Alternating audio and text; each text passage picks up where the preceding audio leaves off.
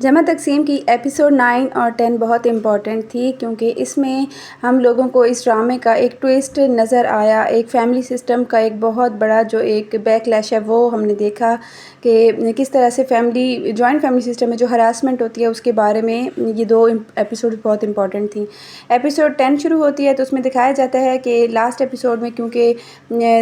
ذیشان جو ہے وہ سدرا کو ہراس کر رہا ہوتا ہے، اس کا چاچو آ کے اس کو بچا لیتا ہے، بٹ اس کا جو ایک امپیکٹ ہے اس کے بارے میں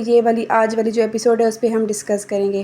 تو دکھایا جاتا ہے کہ ذیشان کے والدین، کیونکہ ایک تو وہ اپنے بچے کی اچھی تربیت بھی نہیں کر سکے، اور اس کی وجہ ایک یہ بھی دکھائی گئی ہے کہ کیونکہ ان کی اپنی وہ خود ایک اچھے انسان نہیں تھے، ان کے اپنے اندر مفاد زیادہ تھے، اور وہ اپنے بچوں کو جو ہے نا میٹیریلزم کی طرف لے گئے، جس کی وجہ سے وہ اپنے بچوں کی اچھی تربیت نہیں کر سکے، ان کو اچھا کردار نہیں دے سکے۔ یہاں پہ یہ دونوں میاں بیوی دکھائے جاتے ہیں کہ یہ آپس میں پلاننگ کر رہے ہوتے ہیں۔ ذیشان کی ماں تو ذیشان کی وجہ سے پریشان ہے کہ ذیشان کو کیوں گھر سے نکالا گیا ہے، یا اس کا نام کیوں بدنام ہوا ہے، جبکہ ذیشان کا جو باپ ہوتا ہے نا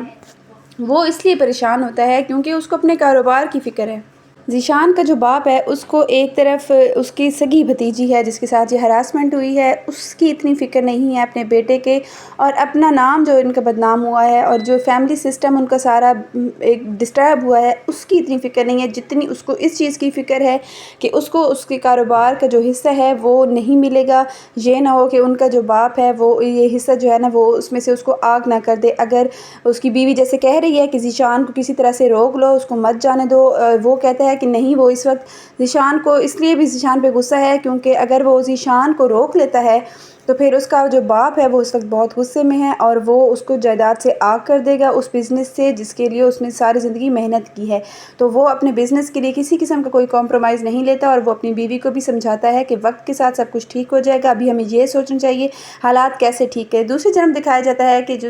کیس کی بڑی بہن اپنے بیٹے سے پوچھتی ہے کہ کل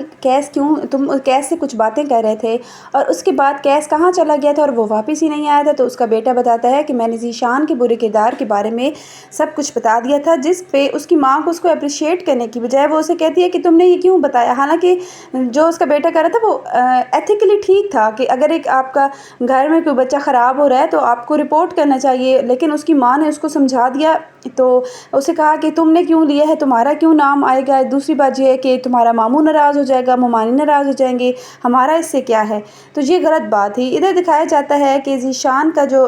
دادا ہے وہ بہت زیادہ غصے میں ہوتا ہے، اس کا ذیشان کا باپ جو ہے نا اپنے باپ کو تسلی دینے کے لیے اور اس کو دکھانے کے لیے کہ واقعی اس کو اپنے بیٹے پہ بہت غصہ ہے، وہ اس کو اپنے باپ کے پاس لے کر آتا ہے اور اس کو بہت زیادہ اپنے باپ کے سامنے مارتا ہے، غصہ کرتا ہے، گالیاں دیتا ہے، تاکہ اس کے باپ کو یقین آ جائے کہ واقعی ہی میں حمید کو اس بات پر افسوس ہے کہ جو ذیشان نے کیا وہ غلط ہے۔ کیس یہ سب کچھ دیکھ رہا ہوتا ہے۔ کیس کا جو باپ ہے یعنی ذیشان کا جو دادا ہے وہ اس کو کہتا ہے کہ تم کسی ہاسٹل میں ذیشان کا داخلہ کروا دو، اور یہ اب اس گھر میں نہیں رہ سکتا۔ تو کیس کہتا ہے کہ ٹھیک ہے، میں نے اپنے کسی جاننے والے سے کہہ کے اس کا داخلہ کرا دیا۔ تو اس طرح ذیشان کو یہ گھر سے ہاسٹل کی طرف شفٹ کر رہتے ہیں، کیونکہ ظاہر ہے اب اس گھر میں سدرا بھی رہتی ہے، اس کی چھوٹی بہن ماریا بھی رہتی ہے، تو ذیشان کا کردار جو ہے وہ سب کے سامنے عیاں ہو جاتا ہے۔ تو اب اس کا اس گھر میں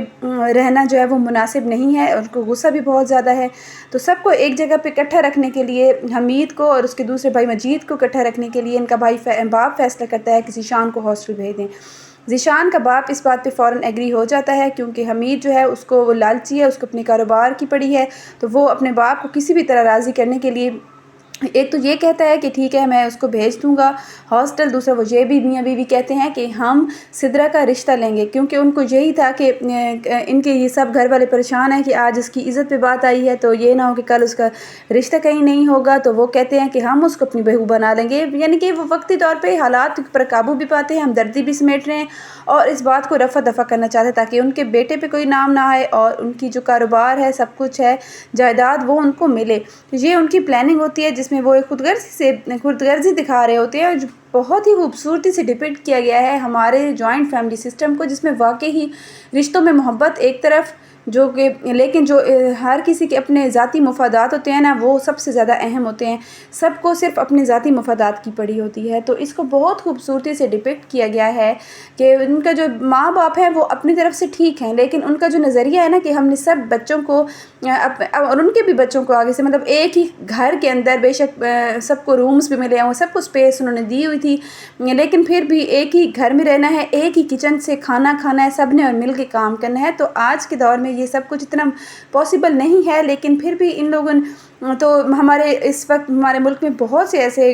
گھرانے ہیں جہاں پہ جوائنٹ فیملی سسٹم ہے، اور اس کی وجہ سے خواتین جو ہیں وہ خاص طور پر پستی رہتی ہیں. ساری زندگی وہ دباؤ کا شکار رہتی ہیں اور وہ اپنے بچوں کی اچھی تربیت نہیں کر سکتی. پھر یہی بچے معاشرے کے لیے نقصان دہ ثابت ہوتے ہیں. اگر لڑکے ہیں تو وہ بھی نقصان دہ، کیونکہ ماں باپ ان پہ توجہ نہیں دے سکتے، اور اگر بیٹیاں ہیں تو وہ بھی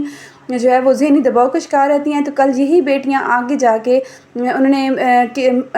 معاشرے میں خواتین بننا ہوتا ہے، انہیں ماں بننا ہوتا ہے، اور اگلی جنریشنز کو انہیں تربیت کریں تو وہ کس طرح سے کریں گی. تو اس طرح ایک دباؤ کا سلسلہ جو ہے وہ جاری رہتا ہے خواتین کے اوپر، جس کی وجہ سے مسائل حل نہ ہونے کی وجہ سے، اسی وجہ سے ہمارے ملک میں جوائنٹ فیملی سسٹم کی بہت سی پیچیدگیوں کی وجہ سے جو ہے وہ والدین اپنے بچوں کی اچھی تربیت نہیں کر پاتے. والدین کا آپس کا جو میاں بیوی کا آپس کا تعلق ہے وہ بھی بہت ڈسٹرب ہوتا ہے، کیونکہ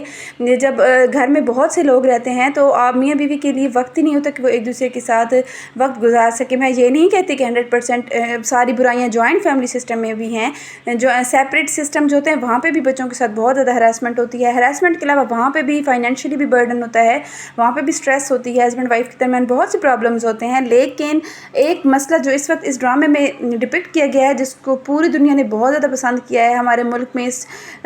خواتین جو بہوئیں ہیں یا جو چاہے ساس سسر ہیں، آپ کی اس بارے میں کیا رائے ہے؟ کیا آپ میری اس بات سے متفق ہیں یا آپ کی اس سے ایگری نہیں کرتے؟ جو بھی ہے آپ نے کمنٹس میں ضرور بتانا ہے. Thank you so much for watching, اور ملتے ہیں نیکسٹ ویڈیو میں. تب تک کے لیے اللہ حافظ اینڈ گڈ بائے.